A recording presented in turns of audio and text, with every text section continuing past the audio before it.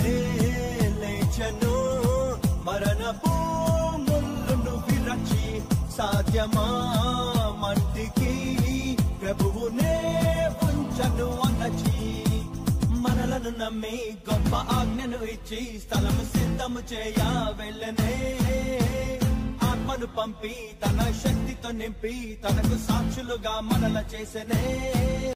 క్రీస్తునందు ప్రియమైనటువంటి దేవుని బిడ్డలారా, యేసు క్రీస్తు నామములో మీకు అందరికీ ఈ యొక్క పునరుద్ధానపు దినపు శుభాకాంక్షలు, వందనాలు తెలియజేస్తున్నాను. దేవుడి నామములను దీవించును గాక. ఆమేన్. ప్రత్యేకంగా ఈనాటి మన చాలా అంశము, యెహోవా మాకు తోడై ఉండిన ఎడల ఇదంతయు మాకేలా సంభవించను. ప్రార్థన చేసుకున్నాం. మహాపరిశుద్ధుడా, ప్రేమగల తండ్రి, నీకు వందనాలు చెల్లిస్తూ, ప్రత్యేకించి ఇదిగో తండ్రి ఈనాటి మా యొక్క ధ్యానాంశాన్ని బట్టి ప్రార్థిస్తున్నాం తండ్రి. పరిశుద్ధ దినంలో నా ప్రభు నీ వాక్యాన్ని మేము ధ్యానించుకున్నటువంటి గొప్ప భాగ్యము మాకు ఇచ్చాను తండ్రి. అందును బట్టి స్తోత్రము తండ్రి. వివరించడానికి కావలసిన ఆత్మీయ జ్ఞానము, శరీర బలము దయచేయండి. అలాగే వినగలిగించేవి గ్రహించుకునే మనస్సు మాకందరికీ అనుగ్రహించమని యేసు క్రీస్తు నామములో ప్రార్థించి వేడుకొంచున్నాను తండ్రి. ఆమేన్.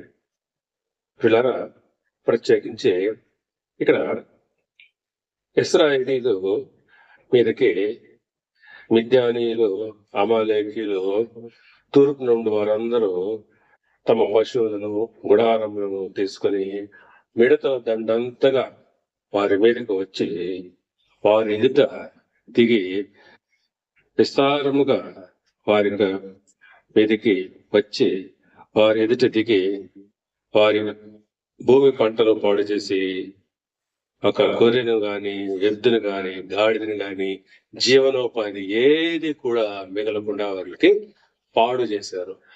అందును బట్టి ఇక ఇశ్రాయేలీలు వారు హీన దశకు వచ్చారు. కాబట్టి వారు ఎంతగానో ఆ యొక్క పరిస్థితులను బట్టి వారు దేవునికి మొరపెట్టుకుంటూ ఉన్నారు. ఇటువంటి పరిస్థితుల్లో ఇశ్రాయేలీయుల ఉన్నటువంటి యోవాషు కుమారుడు గిద్యోను మిద్యానీయులకు భయపడి ఆయన గానుగ చాటున గోధుమలను దొర్లగొట్టుకుంటూ ఉంటున్నాడు. బలాఢ్యుడైనటువంటి ఆ వ్యక్తి యొక్క మిద్యానీయులకు భయపడి అతను ఆ గానుగ చాటున గోధుమలు దొర్లగొట్టుకుంటూ ఒక పిరికివాడులాగా అక్కడ దాగి ఉంటున్నాడు. ఆ స్థితిని చూచినటువంటి దేవుని దూత ఆయన దగ్గరికి వచ్చి, యెహోవా దూత ఆయన దగ్గరికి వచ్చి ఈ రకంగా అంటుంది. చూడండి, మనం 12వ వచనము 13వ వచనాన్ని చదువుకుందాం. ముందుగా 12వ వచనం చదువుతున్నాం. పరాక్రమము గల బలాఢ్యుడా, యెహోవా నీకు తోడై ఉన్నాడని అతనితో అనగా, యెహోవా దూత గిద్యోను దగ్గరికి వచ్చి, ఓ పరాక్రమవంతుడైనటువంటి బలాఢ్యుడా, యెహోవా నీకు తోడై ఉన్నాడని అంటుంది. ఎప్పుడైతే ఈ మాట గిద్యోనుతో ఆ యెహోవా దూత అంటున్నాడో, వెంటనే గిద్యోను దానికి సమాధానంగా ఏమంటున్నాడో మనము 13వ వచనంలో చూద్దాము.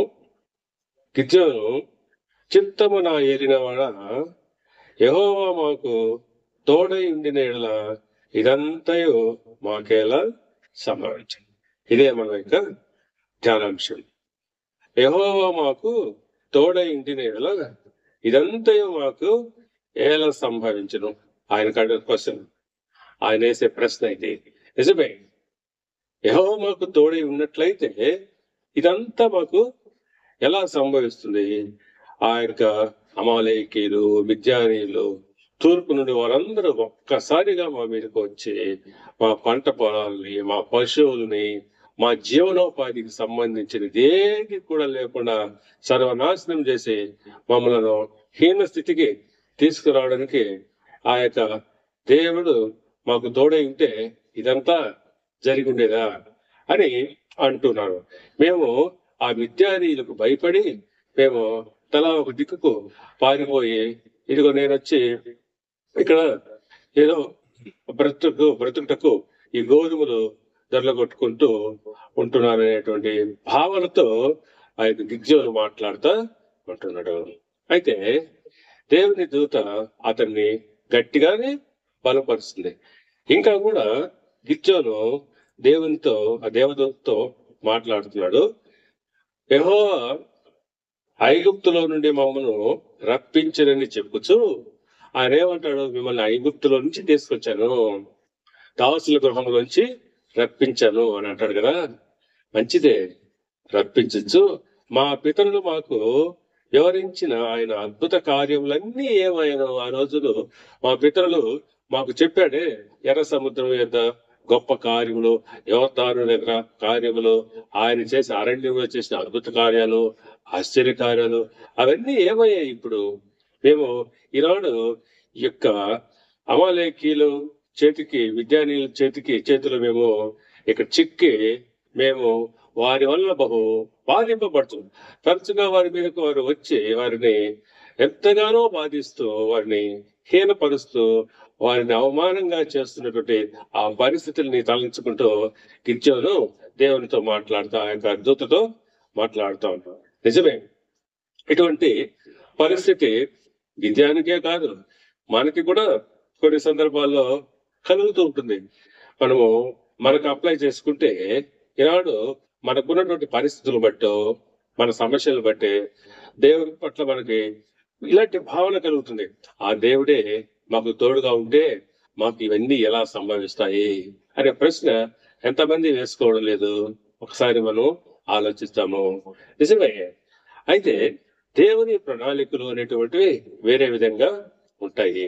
అవి మనకు అర్థం చేసుకోలేము. కానీ వాస్తవంగా మనమే కాకుండా ఇతరులు కూడా మనల్ని చూచి మనతో ఉండేటువంటి మన పొరుగు వారైతేమి, బంధువులైతేమి, ఇతరులు కొన్ని సందర్భాల్లో మనకున్న విశ్వాసాన్ని, ఆ నమ్మకాన్ని హొమ్ము చేస్తూ వారు కొన్ని మాటలు అంటాడు.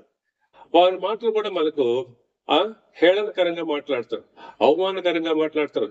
దేవుణ్ణి ఎగతాళి చేసి మాట్లాడేటువంటి వాళ్ళు ఈ సమాజంలో లేకపోలేదు. పరిశుద్ధ గ్రంథంలో అవన్నీ కూడా రాయించబడి ఉన్నాయి.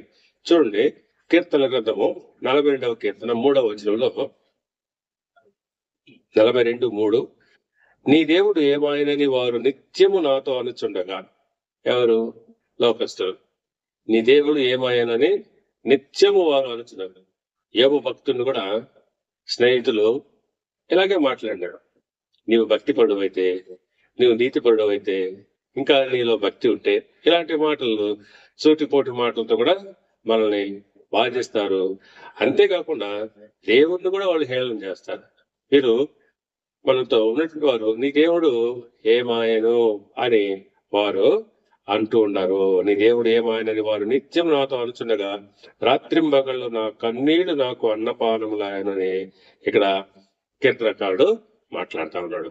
చూడండి ప్రియులారా, అదే కీర్తన గ్రంథము 77వ కీర్తనలో 7-9 వచనాలు చూసినట్లయితే, ప్రభు నిత్యము విడనాడునా, ఆయన ఎన్నటికీ కటాక్షింపడా. ఇవి మనకు వచ్చే ప్రశ్నలు. ప్రభువు నిత్యము విడనాడునా, ఇంకా ఆయన ఎన్నటికీ కరుణించడా, ఆయన కృప ఎన్నటికీ లేకుండా మారిపోయినా, ఆయన సెలవించిన మాట తరతరములకు తప్పిపోయినా, దేవుడు కటాక్షింపక మారినా, ఆయన కోపించి వాత్సల్యత చూపకుండా. ఇటువంటి ప్రశ్నలు మనకు తలెత్తడం అనేది సహజం. ఎందుకంటే మన పరిస్థితులే కావచ్చు, ఇతరుల మాటలే కావచ్చు, అన్ని కలుపుకున్నట్లయితే మన పరిస్థితులను బట్టి మనకి ఇలాంటి ప్రశ్నలు వస్తాయి. అదే విధంగా గిద్యోను కూడా తను ఉన్నటువంటి ఆ పరిస్థితిలో యెహోవా దూత వచ్చి దేవుడు నీకు తోడై ఉన్నాడు అని వాగ్దానం చేస్తుంటే, అతనికి వెంటనే అతనికి కలిగినటువంటి స్పందన ఏంటంటే, దేవుడు నాకు తోడై ఉంటే, దేవుడు మాకే తోడై ఉంటే ఇదంతా ఎలా సంభవించను? మేమెందుకు ఈ స్థితికి వచ్చాము? మేమెందుకు ఇలాంటి పరిస్థితుల్లో ఉన్నాం? నాడు ఎంతో మంది ఎంతో హీన స్థితిలో ఉండి కూడా దేవుని విడనాడినటువంటి వారు ఉంటున్నారు. వారు మేము ఈ స్థితిలో ఉండడానికి మాకు దేవుడు తోడుగా ఉన్నాడా లేడా అనేటువంటి సందేహం కలిగేటువంటి స్కోప్ ఉంది. అయితే ఇక్కడ వీటన్నిటికీ సమాధానంగా దేవుని ప్రణాళికలు చాలా గొప్పవి, ఉన్నతమైనవి. మనకు కష్టము నష్టము కలిగిస్తూనే గొప్ప అద్భుతాలు దేవుడు మన పట్ల చేయగలిగినటువంటి వాడు. అలాగే ఇశ్రాయేలీయులను మిద్యానీయుల చేతికి నుండి విడిపించడానికి దేవుడు గిద్యోన్ని ఇక్కడ బలపరుస్తున్నాడు. ఇక్కడ ఇశ్రాయేలీయులు హీనదశకు వచ్చారు. మిద్యానీయుల వల్ల, అమాలేకీయుల వల్ల ఇక్కడ వాళ్ళు హీనదశలో ఉన్నారు. వారు మొర పెట్టారు, దేవుడు వారి మొర విన్నాడు. ఇక్కడ గిద్యోనుని దేవుడు బలపరుస్తా ఉన్నాడు. దేవుడు ఇక్కడ యెహోవా దూత గిద్యోనుతో మాట్లాడుతూ ఇక్కడ ఒక మాట మాట్లాడుతూ 16వ వచనం, న్యాయాధిపతులు 6:16, నేను నీకు తోడైందును కనుక ఒకే మనుష్యుని హతము చేసినట్లు మిద్యానీయులను నీవు హతము చేయదు అని సెలవిచ్చారు. చూడండి, ఇక్కడ గిద్యోను ఎంతగా ధైర్యపడుతున్నాడో యెహోవా దూత అతన్ని ఎంతగా బలపరుస్తుంది. ఏమంటున్నాడు? నేను నీకు తోడైందును కనుక ఒకే మనుష్యుని హతము చేసినట్లు మిద్యానీయులను హతము చేస్తాం. ఇది దేవుడు అతనికి ఇస్తున్నటువంటి వాగ్దానం అయితేనేమి, అతన్ని బలపరుస్తున్నాడు. ఆ ప్రకారంగానే దేవుడు అతనికి తోడై ఉన్నాడు, అతన్ని నడిపించినాడు. 6, 7, 8 అధ్యాయాలంతా మనం చదువుకున్నట్లయితే ఆ యొక్క గిద్యోను ఏ రకంగా దేవుడు అతన్ని బలపరుస్తూ ఆ యొక్క అమాలేకీయుల్ని అయితేనేమి, అలాగే ఇక మిద్యానీయుల్ని హతము చేసి వారిని వాళ్ళ చేతికి, ఇశ్రాయేలు చేతికి అప్పగించాడు మనం చూడొచ్చు. చూడండి పిల్లరా, 8వ అధ్యాయంలో 22వ వచనం మనం చదువుకున్నాము. న్యాయాధిపతులు 8:22. అప్పుడు ఇశ్రాయేలీయులు గిద్యోనుతో, నీవు మిద్యానీయుల చేతిలో నుండి మమ్మల్ని రక్షించితివి గనుక నీవును నీ కుమారుడును నీ కుమారుడును మమ్మను ఏలవలనని చెప్పింది. ఇప్పుడు ఇశ్రాయేలీయులు మాట్లాడుతున్నారు.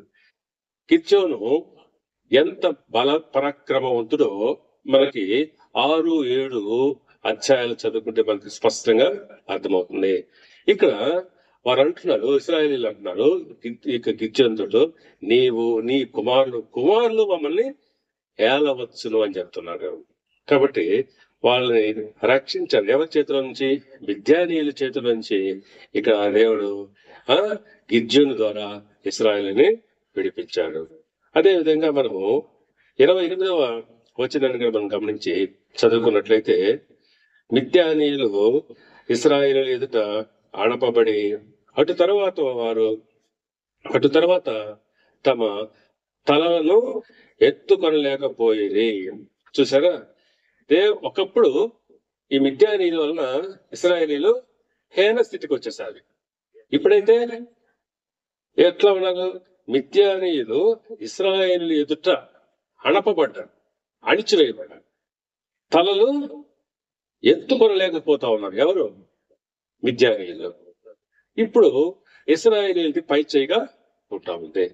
ఆ విధంగా గిద్యోను దినములలో దేశము 40 సంవత్సరములు నిమ్మళంగా ఉండింది. ఎటువంటి యుద్ధాలు ఏం లేకుండా వారు శాంతిగా, సంతోషంగా, శత్రు భయం లేకుండా జీవించారు. ఒకప్పుడు వారు ఎటువంటి స్థితిలో ఉన్నారు? భయంతో బ్రతుకుతూ హీనమైనటువంటి స్థితిలో ఉన్నటువంటి ఆ ఇశ్రాయేలీయుల్ని దేవుడు వారి స్థితి నుంచి బయటికి తీసుకొచ్చాడు. మరలా వారిని ఉన్నతమైనటువంటి స్థితికి తీసుకొని రావడం జరిగింది. ప్రియులారా, గమనించండి, దేవుడు మనకు తోడై ఉంటే ఆయన కార్యాలు వేరేగా ఉంటాయి, అవి అద్భుతంగా ఉంటాయి, ఆశ్చర్యంగా ఉంటాయి. ఒకవేళ ఆ పరిస్థితుల్లో మనము హీన స్థితిలోనే ఉండొచ్చు. అలాగే మనము యేసేపుని గురించి కూడా తెలుసుకున్నట్లయితే, ఇక్కడ మనము యేసేపు జీవితంలో పడినటువంటి కష్టం, యేసేపుకున్న దర్శనం ఏమిటి? ఐగుప్తు దేశపు ఒక అధిపతిగా ఆయన్ని దేవుడు ఏర్పాటు చేసింది, అతనికి ఇచ్చిన దర్శనం. అయితే అతని పరిస్థితులు ఎలా ఉన్నాయి? జీవితంలో జరుగుతున్న దానికి అతనికి ఇచ్చిన దర్శనానికి ఏమైనా పోలిక ఉందా? పొంతనుందా? లేదు. అతని జీవితంలో దేవుడు అతనికి అన్నదమ్ముల ద్వారా అసూయకు గురయ్యాడు, గుండెలో పడవేయబడ్డాడు. అలాగే అతడు ఆ యొక్క పోతిఫరుకి అమ్మబడ్డాడు ఐగుప్తు దేశంలో. పోతిఫరు భార్య అతనిపై నింద వేయడం, అతని జైలు పాలు కావడం, తర్వాత అదేవిధంగా పాలనాయకులు అతన్ని నిర్లక్ష్యం చేశారు. ఈ రకంగా అతని జీవితంలో అన్ని వ్యతిరేకతలే. చూడండి, మనము కొన్ని రెఫరెన్స్ చూద్దాము. ఆది కాండము 37వ అధ్యాయము 4వ వచనము, 37:24. అతన్ని పట్టుకుని గుంటలో పడద్రోసిరి, ఆ గుంట వట్టిది, అందులో నీళ్ళు.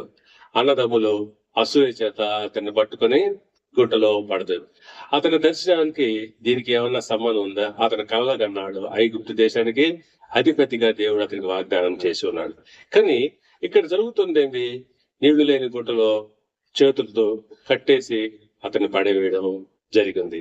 అదేవిధంగా 39 అధ్యాయము 20వ వచనం చూసినట్లయితే 20, రాజు ఖైదీ బంధింపబడు చెరసాలలో వేయించెను. ఇది పోతిఫరు భార్య అతని పైన వేసిన నింద కారణంగా అతని స్థితి ఎక్కడ గురడు? ఖైదీలు వేసేటువంటి చెరసాలలో వేయించబడ్డాడు. అదేవిధంగా 40వ అధ్యాయము 23వ వచనం. అయితే పానదాయకుల అధిపతి యేసేపును జ్ఞాపకము చేసుకొనక అతనిని మర్చిపోయాను. ఇక్కడ అన్ని తనకు వ్యతిరేకంగానే జరుగుతా ఉన్నాయి. అన్నదమ్ములేమో అతన్ని పట్టి గుంటలో పడేశారు. పోతిఫరు ఇంట్లో ఉన్నతమైన స్థితిలో ఉన్నప్పుడు అతను ఖైదీగా చెరసాల్లో వేయబడ్డాడు. సంఖ్యలు అతన్ని చేతులను నొప్పించను అని కూడా కీర్తన గ్రంథం రాయబడి. అదేవిధంగా అతను పానదాయకులకు నమ్ముకున్నాడు. ఆ పానదాయకులకి భావం చెప్పడం ద్వారా ఆ పానదాయకులు నమ్ముకొని వాళ్ళు రక్షిస్తారనుకుంటే వాళ్ళు బయటికి పోయిన తర్వాత అతన్ని నిర్లక్ష్యం చేసి వాళ్ళు వాగ్దానం చేసింది మర్చిపోయారు. ఇలా మనుషులు మనం నిర్లక్ష్యం చేయొచ్చు, మనుషులు నమ్ముకోవడం వ్యర్థము. ఆ రకంగా ఇక్కడ యేసేపు అన్ని రకాలుగా అతని జీవితంలో వ్యతిరేకతలు వస్తూ ఉన్నప్పటికీ చివరికి ఏం జరిగింది? అతడు ఐగుప్తు దేశానికి అధిపతిగా ప్రధానిగా నియమింపబడ్డాడు. అతను ఉన్నతమైన స్థితిలో వచ్చాడు. అతనికి దేవుడు ఏదైతే దర్శనం ఇచ్చాడో ఆ దర్శనం అంతా కూడా ఆ కళలో సంపూర్ణంగా చేయబడింది.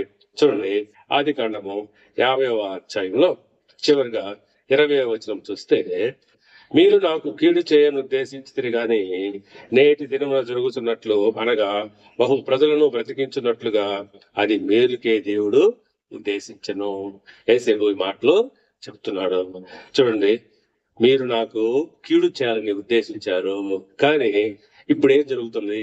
నేటి దినంలో జరుగుతున్నట్లుగా అనగా బహు మంది ప్రజలను బ్రతికించున్నట్లుగా అది మేలు కొరకు. ప్రతి కీడు వెనక దేవుడు ఒక మేలుని ఏర్పాటు చేసి ఉన్నాడు అనేది ఇక్కడ మనం స్పష్టంగా అర్థం చేసుకోవాలి. మనం అనుకుంటాము, నా జీవితంలో ఎందుకు ఇలా, నాకే ఎందుకు ఇలా జరుగుతుందని కొంతమంది కూడా అడుగుతా ఉంటారు మమ్మల్ని. నాకే, నీకే కాదు, అది ప్రతి ఒక్కరికి ఏదో ఒక సమస్య, ఏదో ఒక విధంగా ఒక సమస్య ఉంటుంది. అయితే దాని వెనకాల ఒక ప్రణాళిక ఉంటుంది. దేవుని నువ్వు వేడుకుంటే దేవుడు నీకు తోడుగా ఉంటాడు. దేవుడు నాకు తోడై ఉంటే ఇదంతా నాకు ఎందుకు జరుగుతుందని నువ్వు ఎప్పుడు ప్రశ్నించుకోవడం. దేవుడు మనకు తోడై ఉన్నప్పుడు ఆయన సంకల్పం చొప్పున ఆయన చేత పిలువబడిన వారికి సమస్తము సమకూడి జరుగుతుందనే వాక్యం ఉంది, ఆ వాగ్దానం ఉంది. నువ్వు దాన్ని మర్చిపోకూడదు.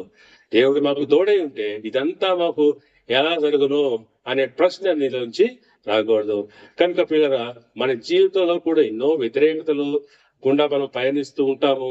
అయినప్పటికీ అవి దేవుడు వాటిని ఎన్నదగినవి కావు. దేవుడు వాటికి ఒక మంచి మార్గంలో నేను నడిపిస్తాడు. కష్టం గాని నష్టం గాని వాటన్నింటిలోంచి తప్పించి ఒక ఉన్నతమైన స్థితిలోకి ఏర్పాటు చేయడానికి దేవుడు కొన్ని శ్రమలు అనుమతించి ఉండవచ్చేమో. అదే విధంగా ఇక్కడ ఇశ్రాయేలీయుల పట్ల దేవుడు మిద్యానీయులు చేతిలో, ఆ యొక్క అమాలేకీయుల చేతిలో ఒక హీన దశకు వచ్చారు. అయితే దేవుడు వారిని హెచ్చించారు. వారు తర్వాత గిద్యోను ద్వారా వారు 40 సంవత్సరములు సుఖశాంతులతో సంతోషంగా వారు తలెత్తుకొని జీవిస్తున్నారు. వారి దగ్గర అదే మిద్యానీయులు, అదే అమాలేకీలు అణపబడ్డారు అని రాయబడ్డారు. వారు తల దించుకున్నారు, వీరు తల ఎత్తుకున్నారు. అందుకే నువ్వు పైవాడుగా ఉండు గాని కింది వాడవు కావు అంటాడు. నువ్వు తల ఎత్తుకొని జీవించే విధంగా దేవుడు నిన్ను చేస్తాడే గాని నువ్వు తల దించుకునే విధంగా దేవుడు ఎప్పుడు నిన్ను చేయడని నేను వాక్యం ద్వారా తెలియజేస్తూ ముగిస్తూ ఉన్నాను. దేవుడి వాక్యం దీవించి ఆశీర్వదించి వర్ధిల్ల చేయను గాక. ఆమేన్. ఇప్పుడు మన పరమ తండ్రి అయిన దేవుని ప్రేమయు, ఆయన కుమారుడును మన రక్షకుడైన యేసు క్రీస్తు యొక్క కృపయు, పరిశుద్ధాత్మ దేవుని యొక్క అన్యోన్య సహవాసము, సమాధానము, శాంతి ఇప్పుడు ఎల్లప్పుడు సదాకాలము మా అందరి మీద ఉండును గాక. ఆమేన్.